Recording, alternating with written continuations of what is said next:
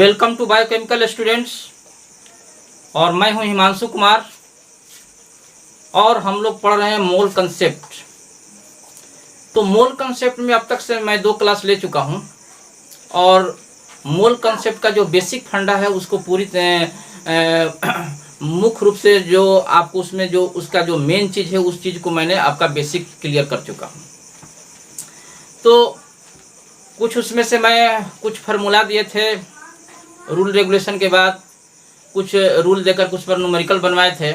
और ख़ास करके इसके पहले वाले वीडियो में मैंने कुछ रूल दिया था जिसमें क्या था कि अगर कोई एटम है उसका एटॉमिक मास यूनिट में मान दिया हुआ है और उसका हम उसमें एटम की संख्या कैसे निकालेंगे, ठीक है। या फिर एक सवाल ऐसा था कि जो किसी एटम का एक्चुअल वेट का जो फार्मूला होता है उस आधार पर हम उस एटम को ग्राम में कैसे बाहर निकालेंगे, उसका वेट कैसे निकालेंगे। जैसे कि एटॉमिक वेट इंटू 1.66 इंटू 10⁻24 कर फार्मूला करके किसी एक एटम का मास निकाल सकते हैं, एक्चुअल वेट ऑफ एटम निकाल सकते हैं, एब्सोल्यूट वेट, सब एक ही बात हुआ। तो ये सारा फार्मूला मैंने दे चुका था। या फिर मैंने ये भी बताया था कि मान लीजिए कि कोई मोलेकुल है, उसका ग्राम में कुछ वेट दिया हुआ है और वहाँ से हम उसमें से किसी सर्टेन एटम का जो हमको एटम की संख्या निकालना है तो किस मोलेकुल से एटम की संख्या कैसे निकालेंगे। तो ये सारा कंसेप्ट मैं क्लियर कर चुका हूँ आपको और मैंने बेसिक उसका बहुत बढ़िया तरीके से समझाया हूँ। जो अगर वीडियो कोई भी विद्यार्थी अगर दोनों देखा होगा तो मोल कंसेप्ट का उसका बेसिक कंसेप्ट क्लियर होगा। लेकिन हम लोग एक तैयारी के उद्देश्य से चल रहे हैं। एक हमारा एक बेस है, हमारा एक प्लानिंग है और प्लानिंग हमारा यही है कि हम लोग एक ऐसे तरह से पढ़ें जैसे कि किसी को बहुत कुछ जानकारी हासिल करना है, हमको किसी को आईआईटी की तैयारी करना है, किसी को सिर्फ जनरल स्टेट लेवल का इंजीनियरिंग कंप्लीट करना है, तो या किसी कोई मेडिकल का स्टूडेंट है, कोई नीट की तैयारी मैंने जो भी कर रहा है, तो सारा चीज़ मैं लेकर के चल रहा हूँ। या फिर कोई 12th क्लास का विद्यार्थी है तो 12th क्लास का विद्यार्थी उसके अंदर में है, अच्छी तरीके से वो उसको भी हर तरह से क्लियर हो जाएगा, कोई उसको भी दिक्कत नहीं होगी पढ़ने में, कहीं भी कोई परेशानी नहीं है। तो आगे इसके बाद में मैं आपको इस पर और सवाल बनवाऊंगा किस तरह से कुछ रूल रेगुलेशन दे करके और उस सवाल को कैसे बनाया जाएगा, या पीछे के जो फार्मूला है उस पर और आधारित कुछ सवाल देंगे, आपको उसको अभ्यास के तौर पर बनाना होगा। तो आप रेडी हो जाइए, आगे मैं चल रहा हूँ, ठीक है। तो देखिए रूल क्या है कि कैलकुलेशन ऑफ मोलेकुलर मास, मैं यहाँ रूल लिख देता हूँ। Calculation of molecular mass for given percentage. कहने का मतलब क्या है कि कोई परसेंटेज मान दिया रहेगा। जैसे मान लीजिए कि एक क्लोरोफिल होता है तो क्लोरोफिल में मैग्नीशियम पाया जाता है, तो मैग्नीशियम का कुछ परसेंटेज इस तरह से मैं दे देगा क्वेश्चन। इंसुलिन है तो इंसुलिन जो आप जानबे करते हैं कि इंसुलिन जो है उसमें मान लीजिए कि सल्फर पाया जाता है, तो इंसुलिन में कुछ सल्फर का मान दे देगा, कुछ परसेंटेज दे देगा। और उस केस में क्या पूछेगा कि पूरे इंसुलिन का मोलेकुलर मास, क्लोरोफिल का मोलेकुलर मास, इस तरीके से बताएं। तो उसमें परसेंटेज दिया रहेगा और उस परसेंटेज के आधार पर हमको उस इंसुलिन का मोलेकुलर मास ज्ञात करना पड़ेगा, क्लोरोफिल का मोलेकुलर मास ज्ञात करना पड़ेगा। चाहे मान लीजिए कि किसी भी मान लीजिए कि कोई मिक्सचर है, उस मिक्सचर में कोई एटम है, मान लीजिए कि वो उस एटम का परसेंटेज दिया हुआ है, तो उस पूरे मिक्सचर का मोलेकुलर मास क्या होगा, उस मिक्सचर में कौन कौन है, वो सारी चीज़ों का मोलेकुलर मास क्या होगा। इस तरीके के सवाल कि किसी भी मतलब ये कि किसी भी मतलब कि बहुत सारे कंपाउंड से जुड़े हुए जो कोई कंपाउंड है उसमें एक एटम का कोई परसेंटेज दिया हुआ है, अब उस एटम के परसेंटेज के आधार पर हम उस पूरे कंपाउंड के मोलेकुलर मास को कैसे कैलकुलेट करेंगे एटॉमिक मास यूनिट में। तो आप जानते हैं कि मोलेकुलर मास हो चाहे एटॉमिक मास हो, उसका यूनिट क्या होता है, AMU। तो उसको कैसे कैलकुलेट करेंगे ये भी एक सेपरेट रूल बन गया। तो इस रूल पर मैंने एक क्वेश्चन दिया है कि insulin contain 3.4% sulphur, calculate the molecular mass of insulin. अब समझिए पहली बात, तो इंसुलिन है तो इंसुलिन में तो सल्फर मुख्य रूप से पाया जाता है। आप जानते हैं कि सल्फर पाया जाता है, नहीं भी जानते हैं तो जान लीजिए कि इंसुलिन के अंदर सल्फर पाया जाता है। तो क्वेश्चन में हमारा देखिए कि इसमें 3.4% सल्फर है। कहने का मतलब क्या है कि इतना ग्राम सल्फर जो है कितना में है, 100 ग्राम इंसुलिन में है। इतना परसेंटेज कहने का मतलब है क्या कि अब सल्फर है, सल्फर का मैं एटॉमिक वेट लिख दिया हूँ कि सल्फर का एटॉमिक वेट होता है 32, याद रखिएगा, ये ब्रैकेट में दिया हुआ रहेगा इस तरह से। तो यहाँ पर जो 3.4% जो सल्फर है, वो सल्फर जो है अगर इंसुलिन के अंदर पाया जाता है तो इंसुलिन कितना हो सकता है? अगर परसेंटेज की बात होगा तो 100 ग्राम इंसुलिन है, मतलब कि 100 ग्राम इंसुलिन में सल्फर कितना है हमको 3.4। लेकिन इंसुलिन का मोलिकुलर मास अगर निकलना होगा तो हम क्या लिखेंगे कि 3.4 ग्राम सल्फर कंटेन 100 ग्राम इंसुलिन। तो समझिए बात को। तो यहाँ मैं सोल्यूशन में कैसे करूंगा कि 3.4 ग्राम सल्फर कंटेन 100 ग्राम इंसुलिन। ठीक है, कहने का मतलब है कि 3.4 ग्राम सल्फर जो है 100 ग्राम इंसुलिन में उपस्थित है। तो यहाँ 1 पर 100 बटा में 3.4, इसलिए 32 पर, तो 32 हमारा जो उसका एटॉमिक वेट है उस पर हम देख लेंगे कि कितना होगा। तो ये सिंपली बात चीज है, सिर्फ इसको अब यहाँ देखिए ये 32 है, 2 जीरो 1 दशमलव हटा देंगे तो 30 हो जाएगा यहाँ पर, और इसको कटाएंगे तो 941 AMU आ जाएगा। ये हमारा मोलिकुलर मास जो निकला एटॉमिक मास यूनिट में निकला है। क्लियर? तो मोलिकुलर मास ऑफ इंसुलिन, अब इंसुलिन तो एक बहुत जटिल कंपाउंड हो गया ना, तो अब यहाँ तो मोलिकुलर मास लिखेंगे, एटॉमिक मास तो नहीं लिखेंगे, लेकिन भले यूनिट सेम होगा। तो मोलिकुलर मास ऑफ इंसुलिन बराबर 941। तो इस तरह का कोई भी क्वेश्चन है, क्लोरोफिल पर क्वेश्चन है, कोई सी मिक्सचर पर क्वेश्चन है, या फिर किसी इंसुलिन को लेकर के क्वेश्चन है, उसमें जो एलिमेंट उसमें पाया जाता है, जो उसमें एटम पाया जाता है, उसका कुछ परसेंटेज दिया रहेगा, तो उस पूरे कंपाउंड का हम मतलब कि हम AMU में उसका मोलिकुलर मास कैलकुलेट कर सकते हैं। ये रूल इस पर आधारित है। तो इस तरह के कोई भी सवाल आएंगे तो ये तौर तरीका जानिएगा कि हम कैसे उसका मतलब कि परसेंटेज में दिया रहेगा तो एटॉमिक मास यूनिट में मोलिकुलर मास को कैलकुलेट करेंगे। ठीक है, नोट कर लीजिए।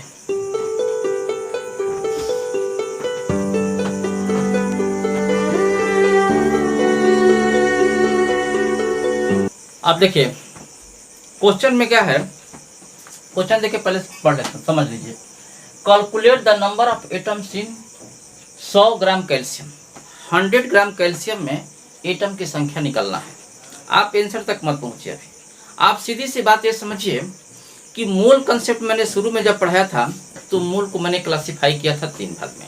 एक दिया था मोल फॉर एटम, दूसरा मोल फॉर मोलिकुल, और तीसरा मोल फॉर आयन।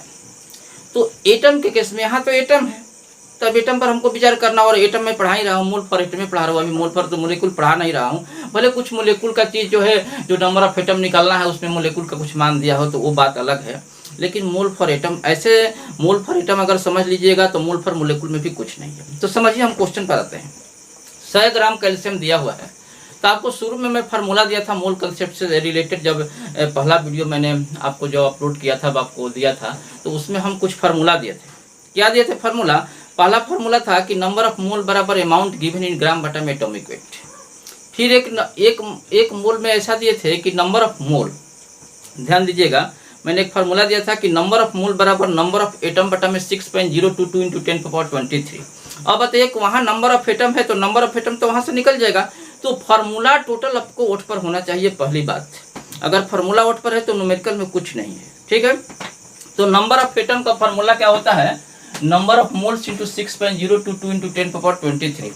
अगर क्वेश्चन में ग्राम दिया है, बात समझिए, इधर ग्राम दिया है तो नंबर ऑफ मोल ग्राम वाला लेकर के चलेंगे। ठीक है, नंबर ऑफ मोल का और भी होता है फार्मूला, लेकिन अब यहाँ हमको वेट दिया है तो वेट वाला हिसाब लेकर के चलेंगे कि अमाउंट गिवन इन ग्राम बटा में एटॉमिक वेट। तो अमाउंट कितना दिया है? 100 दिया है, यहाँ 100 लिख दिया। एटॉमिक वेट कैल्शियम का कितना होता है? 40। तब याद रखिएगा कि कैल्शियम के लिए कितना होता है? 40। मैं यहाँ लिख देता हूँ ब्रैकेट में, यहाँ मैं 40 लिख दिया है। 6.022 इंटू 10⁻23, एक जीरो कैंसिल हो गया तो ये 10/4 बचेगा, तो 4 से मैं 10 कटा दिया, 2.5। अब इसमें गुना कर दीजिए, हो जाएगा 15.055 इंटू 10⁻23 एटम्स। तो ये क्वेश्चन तो बहुत इजी है, लेकिन फार्मूला याद रहना चाहिए। फार्मूला नहीं याद है तो कुछ भी इजी नहीं है। और मूल कंसेप्ट क्या, कुछ भी नहीं है, सारा चीज कंसेप्ट पर बेसिस है, चाहे मूल कंसेप्ट हो चाहे और भी चैप्टर है, जो भी पार्ट में पढ़ाऊंगा आपको उसी तरह से दिखाई देगा, पढ़ाने के बाद कहीं दिक्कत नहीं होगी। तो इस बात को नोट कर लीजिए कि ग्राम से एटम कैसे निकालेंगे इस फार्मूला से।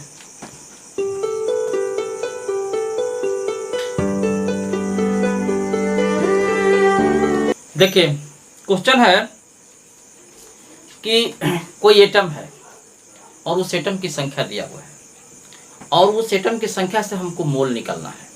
बात को समझिए, जैसे क्वेश्चन है कि calculate the number of mole from 10⁻21 calcium atom.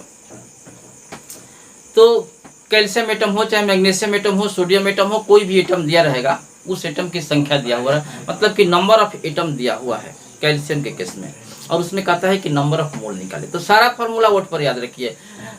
Number of mole का मैं फार्मूला आपको दिया था कि नंबर ऑफ एटम बटा में 6.022 इंटू 10⁻23। इस फार्मूला को आप लागू कीजिए। तो यहाँ देखिए कि नंबर ऑफ मोल बराबर नंबर ऑफ एटम बटा में 6.022 इंटू 10⁻23। यहाँ 10⁻21 है। देखिए इस क्वेश्चन को देने का मेरा उद्देश्य यही है कि यहाँ पर 6.022 इंटू 10⁻23 हो जाएगा। अब बहुत से लड़का क्या करेगा कि 10⁻23 को ऊपर ले जाएगा तो ये माइनस में हो जाएगा, फिर इससे कटाएगा तो 10⁻−2 हो जाएगा, फिर अब इसको भागा देना शुरू करेगा, उसको बहुत टाइमिंग भी लगेगा। लेकिन एक बात समझ लीजिए, मैं आपको पहले ही बता चुका हूँ, जो कि आपको दिमाग में हमेशा के लिए रख लेना है कि 1 बटा में 6.022 इंटू 10⁻23 को कैलकुलेट करेंगे तो हमको मान कितना आएगा 1.66 इंटू 10⁻24। और ये एक एटॉमिक मास यूनिट का मान होता है। एक एटॉमिक मास यूनिट में उतना ग्राम होता है। मैं आपको पहले ही बता चुका हूँ कि एक एटॉमिक मास यूनिट जो होता है वो 1.6.022 इंटू 10⁻23 ग्राम के बराबर होता है। तो यहाँ तो सिर्फ कैलकुलेशन करना है। तो यहाँ तो हमको सीधे दिखाई दे रहा है ना कि ये 1 बटा में इतना पोर्शन है। तो इतना पोर्शन को आप पहले से अगर जानते हैं कि इसको हल करने पर कितना आता है 1.66 इंटू 10⁻24, तो इस सीधी सी बात लिख लीजिए। इसके बाद इसको मल्टीप्लाई कर दीजिए 10⁻21। ठीक है। तो ये कैलकुलेशन आपको याद रखना होगा अच्छी तरीके से कि 1 बटा में 6.022 इंटू 10⁻23 जो होता है वो कितना होता है 1.66 इंटू 10⁻24। इसको हल करने पर इतना आएगा। क्लियर। तो ये हमको पहले मालूम है तो यहाँ रख देंगे। ये 10⁻21 है तो यहाँ पर ये रख दिए। तो ये 21 है, ये 24 है, यहाँ 21 कैंसिल हो जाएगा तो 3 बचेगा, तो -3 कर दिए। ये मोलों की संख्या हो गया, इतना मोल।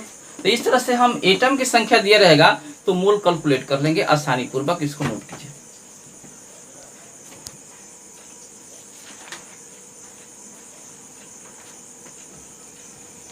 तो देखिए यहाँ मैं अब सवाल देने जा रहा हूँ आपको कि मोलेकुल से एटम की गणना कैसे करेंगे। Calculation of atom from molecule. तो बात समझिए इधर। इस तरह का सवाल मैंने बनाया था, आपको मैं अभ्यास करा रहा हूँ। मैं एक सवाल आपको दिया था कि मीथेन का कुछ ग्राम दिया था और हाइड्रोजन का कुछ ग्राम दिया था, और दोनों कंडीशन में मैंने पूछा था कि हाइड्रोजन एटम की संख्या कितनी होगी। तो उसी तरह से कोई एक मोलेकुल दे देगा, उसमें किसी एक एटम के बारे में पूछ देगा कि उसमें एटम की संख्या कितनी होगी। तो समझिए इस क्वेश्चन क्या है कि calculate the number of atoms of chlorine in 2.08 gram of BaCl2। ये बेरियम क्लोराइड में कहता है कि 2.08 ग्राम जो बेरियम क्लोराइड है इसमें कहता है कि क्लोरीन की संख्या कितनी है। तो बहुत आसान है कि मैं आपको रूल दे दिया हूँ कि मोलेकुल से एटम की कैसे गणना करेंगे। तो सीधे मैंने यहाँ से सीधे एटम ही लेकर के चला हूँ। यहाँ एटम लिखने का मतलब क्या है कि क्लोरीन एटम की संख्या निकाल रहे हैं। तो नंबर ऑफ एटम्स का एक फार्मूला मैं आपको दिया था, याद कीजिए। फार्मूला सब कुछ आपके पास है कि number of molecule into total atom. सारा सवाल हम फार्मूला पर बनाएंगे, उसको दिमाग में आपको रखना है। तो अब नंबर ऑफ मोलेकुल का फार्मूला लिख लेंगे। क्या लिखेंगे? नंबर ऑफ मोलेकुल का फार्मूला लिखना हो चाहे नंबर ऑफ एटम का फार्मूला लिखना हो, दोनों का फार्मूला तो एक ही होगा। तो नंबर ऑफ एटम आप पढ़े हैं तो नंबर ऑफ एटम का जो फार्मूला लिखते थे number of mole into 6.022 into 10⁻23, वही लिखिए नंबर ऑफ मोलेकुल के भी जगह पर। क्या? Number of moles into 6.022 into 10⁻23। Total atom तो BaCl2 में क्लोरीन कितना है 2, तो यहाँ 2 से हम यहाँ मल्टीप्लाई कर दिए। अब समझिए बात। अब नंबर ऑफ मोल आ गया और क्वेश्चन में हम देखेंगे कि नंबर ऑफ मोल निकालने के लिए क्या दिया हुआ है। तो वहाँ वेट दिया हुआ है, तो नंबर ऑफ मोल का वो फार्मूला लेकर चलेंगे जो वेट दिया होगा। नंबर ऑफ मोल के बहुत सारे फार्मूला होते हैं। नंबर ऑफ मोल के करीब आपको 8-10 फार्मूला हो सकते हैं, ठीक ना। तो आप क्वेश्चन को देखना है, क्वेश्चन में क्या दिया उसके आधार पर नंबर ऑफ मोल आपको निकालना है। तो नंबर ऑफ मोल के जगह पर अमाउंट गिवन इन ग्राम बटा में एटॉमिक वेट लिखेंगे। तो एटॉमिक वेट की जगह पर मैंने यहाँ लिखा हूँ। अब यहाँ पर BaCl2 है तो BaCl2 के लिए हम क्या लिखेंगे? Molecular weight. तो समझिए इधर। तो amount given in gram into 6.022 into 10⁻23 into 2 बाटा में मोलिकुलर वेट। तो अब देखिए मोलिकुलर वेट मैं ना लिख करके मैं लिख दिया हूँ डायरेक्ट यहाँ मोलिकुलर वेट की जगह पर। तो बात समझिए यहाँ पर। अब लिख दिया तो समझ लीजिए। जैसे BaCl2 है तो जो मोलिकुलर वेट मैं यहाँ लिखूंगा तो अब BaCl2 का मोलिकुलर वेट लिखूंगा तो ये बेरियम का मैं ब्रैकेट में डाल दिया हूँ कि 137 होता है और क्लोरीन का 35 × 5 होता है। तो ये 137 प्लस 30.5 और Cl2 है 2 है, तो यहाँ 2 से गुना कर दिया। ये हो गया मोलिकुलर वेट इसका। क्लियर। अब वेट कितना दिया है 2.08 BaCl2 का। तो यहाँ देखिए 2.08 मैंने दिखा हूँ। यहाँ मान लीजिए कि ये दशमलव है, दशमलव में जैसे यहाँ दशमलव था, दशमलव को मैंने हटा दिया, तो दशमलव को हटाएंगे तो यहाँ हम 100 रखेंगे, तो ये हट गया, ये दोनों कैंसिल हो जाएगा। देखिए क्वेश्चन ऐसा दिए हैं कि BaCl2 के लिए यहाँ पर 2.08 दिया हूँ और 208 उसका मोलिकुलर वेट होगा, ताकि आसानी पूर्वक कट सके। ठीक ना। इसी तरह के क्वेश्चन आपको आ सकते हैं कि जो कि कटाया जा सके, तो ये आसानी पूर्वक अब कट जाएगा। यहाँ हम 100 लिख देंगे और यहाँ देखिए जो 2 0 है, यहाँ से 2 0 कैंसिल कर देंगे, तो 21 हो जाएगा। और 2 से इसको हम मल्टीप्लाई जब करेंगे 6.022 में, हमारा कितना आ जाएगा 12.044 × 10⁻21 एटम्स। तो ये इतना 10⁻21 एटम्स हो गया। तो ये मैंने निकाला कि मोलिकुल से एटम्स, और ये बात आप क्लियर पहले ही कर चुके हैं, लेकिन इस तरह से क्वेश्चन आप अभ्यास कर सकते हैं। और रूल रेगुलेशन को सिर्फ दिमाग में रखिएगा, बाकी कुछ करने की जरूरत नहीं है। नोट कीजिए।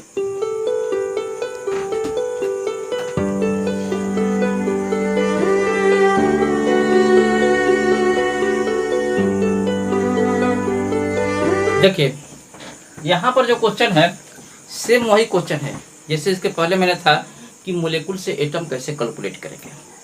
क्या क्वेश्चन है, calculate the number of atoms present in 1.2 gram ozone. 1.2 gram ozone में एटम की संख्या कितनी होगी। तो O3 में से देखिए कि 3 एटम। अब आपको नंबर ऑफ एटम निकलना है, वो जो O3 जो दिया हुआ है, तो नंबर ऑफ एटम बराबर number of molecule into total atom. और नंबर ऑफ मोलिकुल के जगह फार्मूला आपको तो सही नोट पर हो गया है कि नंबर ऑफ मोलिकुल बराबर number of mole into 6.022 × 10⁻23 into total atom. तो वही फार्मूला, सेम फार्मूला है। देखिए number of molecules into total atom, number of atom बराबर इसके जगह पर नंबर ऑफ मोल गुने इतना इंटू 3। अब नंबर ऑफ मोल के जगह पर क्या लिखेंगे, अगर वेट दिया हुआ है तो अमाउंट गिवन इन ग्राम, मतलब कि वेट इन ग्राम, ग्राम में भार, बटा में मोलिकुलर वेट। O3 क्या है, मोलिकुल है, मोलिकुलर वेट लिख दिए, इंटू 6.022 × 10⁻23। और O3 में कितना एटम है 3, तो मैंने 3 यहाँ लिखा है। क्लियर। अब वेट हो गया 1.2 और ये मोलिकुलर वेट इसका निकाल देंगे। ऑक्सीजन का होता है कितना 16, तो यहाँ से 48 हो जाएगा। ये बच्चों का 48 कट जाएगा, यहाँ दशमलव खत्म कर दिए, नीचे 10 लिख दिए। क्लियर। 6.022 × 10⁻23 हो गया। अब यहाँ से 10 से 1 0 यहाँ हटा देंगे तो ये 22 हो जाएगा। और याद रखिएगा कि ये जो है 3, हमको 3 यहाँ मल्टीप्लाई करना है, यहाँ 3 रख दिए। तो अब देखिए इस 3 से हम यहाँ इसमें गुना कर दीजिए। तो ये गुना करने के बाद इसमें देखिए यहाँ गुना कर दिए हैं यहाँ पर, तो ये 3 दूनी 6 × 6 = 0, 6 × 18 18.066 बटा में 4 हो गया, इंटू 10⁻22 हो जाएगा। अब इसको कटा देंगे तो कितना हो गया 4.5165 × 10⁻22 एटम्स। तो अब हमारी बात को समझ लीजिए कि मोलिकुल से एटम चाहे जो भी हो, जितने भी रूल रेगुलेशन दिए उस पर पूरी तरह से अभ्यास करा चुके हैं। इसको नोट कर लीजिए।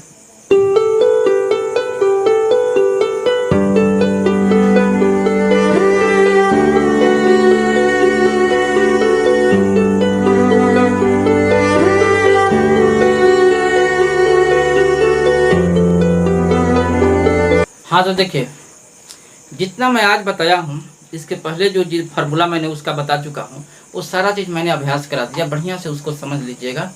कोई दिक्कत होगा हमसे कहिएगा, मैं समझता हूँ कि आपको कोई दिक्कत नहीं होना चाहिए।